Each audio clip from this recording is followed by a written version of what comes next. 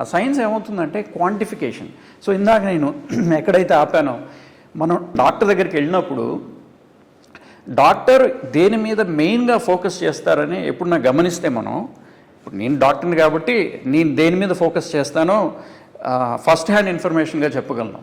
First thing నేను చూసేది ఏంటంటే క్వాంటిటేటివ్ మెజర్మెంట్స్. ఇప్పుడు పేషెంట్ వస్తే మీరు చూడండి, ఫస్ట్ థింగ్ చూసేది ఏంటంటే vital science, blood pressure, heart rate, respiratory rate, pain scale ఉంటే పెయిన్, ఇట్లాంటివన్నీ చూస్తాం. అవన్నీ ఏంటి? నెంబర్స్. అవన్నీ డాక్టరు మిమ్మల్ని క్వాలిటేటివ్ అసెస్మెంట్ చేయరు వెళ్ళంగానే. They are doing quantitative assessment of the human body. టెస్టులు రాస్తారు. టెస్టులు రాస్తే వచ్చేది ఏంది? మీకు థైరాయిడ్ ప్రొఫైల్ నెంబర్ ఎంత, బ్లడ్ ప్రెషర్ ఎంత, ఆ తర్వాత మీ కాల్షియం స్కోర్ ఎంత, ఇవన్నీ మీరు గమనించండి. అన్ని నెంబర్సే. సోడియం పొటాషియం క్లోరైడ్ నెంబర్స్ అన్నీ మీకు ల్యాబ్ రిపోర్ట్స్ చూస్తే అన్ని నెంబర్స్గా ఉంటుంది. అదే మీరు కొన్ని వందల ఏళ్ల క్రితం వెళ్ళి చూస్తే either ayurvedic physicians, Unani, Greek medicine, లేకపోతే చైనీస్ మెడిసిన్, ఇవన్నీ చూస్తే they are not doing quantitative assessment, they are doing qualitative assessment of the human body. వాళ్ళు ఏంటంటే వాళ్ళు చేతిని పట్టుకొని పల్స్ చూసినప్పుడు వాళ్ళు ఆ పల్స్ ఎంత కౌంట్ చూడట్లేదు, పల్స్ క్వాలిటీ చూస్తున్నారు. సో అది సైన్స్ అయిందనమాట, హ్యుమానిటీస్గా ఎప్పుడు చీలిందో. సో ఇదంతా మనం ఎప్పుడైతే మనకి నెంబర్స్తో డీల్ చేస్తున్నామో, ఆ నెంబర్స్ ఎందుకు వచ్చినాయంటే మనం 1500స్లో ఎప్పుడైతే సైన్స్ మార్పు చెందిందో ఏమైందంటే అప్పటిదాకా 500 BC నుంచి 1500 AD దాకా అప్పటిదాకా ఒక టైప్ ఆఫ్ సిస్టమ్ రన్ అవుతూ ఉండేది. బాడీని ఎలా చూసేవాళ్ళం అంటే మనం హోల్సమ్గా చూసేవాళ్ళం, పార్ట్స్గా చూసేవాళ్ళం కాదు. సో హోల్సమ్గా చూసినప్పుడు మన అసెస్మెంట్ అసలు కంప్లీట్లీ డిఫరెంట్గా ఉంటుంది. ఎలాగా? ఇప్పుడు కడుపు నొప్పితో వస్తే అదే మీరు అన్నారు కదా, అది ఒకటే, ఇది పల్స్ చూసి చెప్పటం, నాడి చూసి చెప్పటం అనేది. సాధారణంగా గ్రామాల్లో అర్చకులే doubling up of as local వైద్యుడిగా ఉండేవాడు.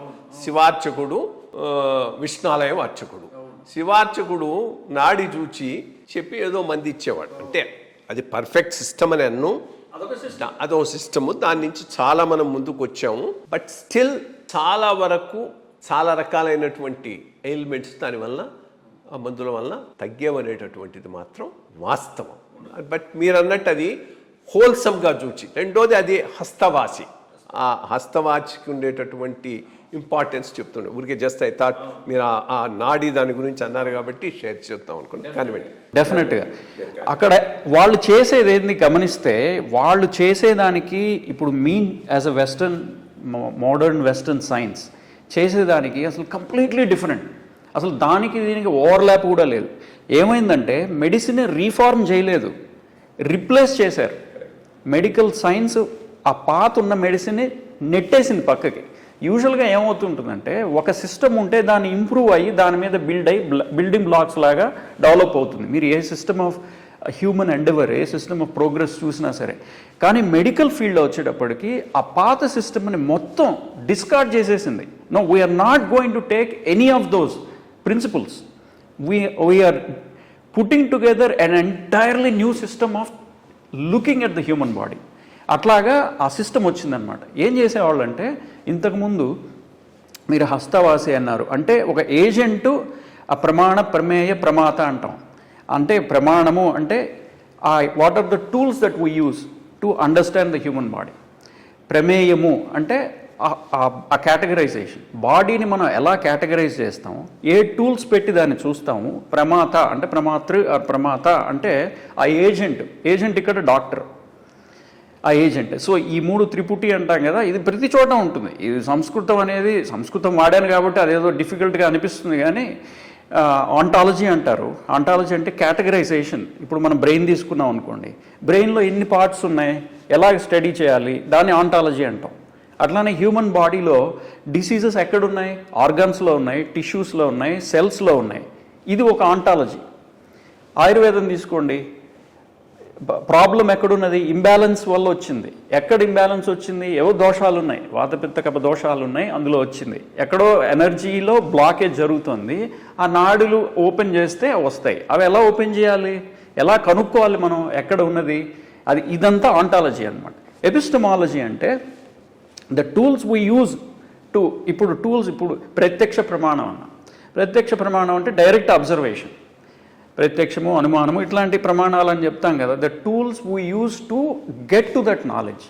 ఇప్పుడు నాకు పేషెంట్ వచ్చాడు, హెడేక్, సివియర్గా హెడేక్ ఉంది అన్నాడు. నేను ఏమి ప్రమాణాలు యూజ్ చేస్తే నాకు రైట్ ఆన్సర్ వస్తుంది? ఎందుకు రైట్ ఆన్సర్ అంటే ఎందుకు హెడేక్ వస్తుంది మనిషికి, అది కూడా సివియర్ హెడేక్. సో నేనేం చేయాలి? క్యాట్ స్కాన్ రాయాలి, ఎంఆర్ఐ తీయాలి. లేకపోతే నాకు లోపల బ్రెయిన్లో ఏం జరుగుతుందో తెలియదు. బ్లీడింగ్ జరగవచ్చు, బ్లాకేజ్ రావచ్చు, ఇంకొకటి ట్యూమర్ ఉండొచ్చు, లేకపోతే ట్రామా ఉండొచ్చు, వాట్ ఎవర్ దట్ ఈస్, ఏవైనా ఉండొచ్చు కదా. సో ఆ ప్రమాణము, ప్రమేయము, ప్రమాత అనేది ఎట్లాగైతే ఉన్నదో ఇంతకుముందు, ontology, epistemology and the agent who is doing all these things. ఇప్పుడు ఏం చేస్తోందంటే దాన్ని, ద ఆంటాలజీ అండ్ ఎపిస్టమాలజీ అంత క్వాంటిఫై అయిపోయింది, మొత్తం నెంబర్స్తో నిండిపోయింది. నెంబర్స్తో ఎందుకు వచ్చిందంటే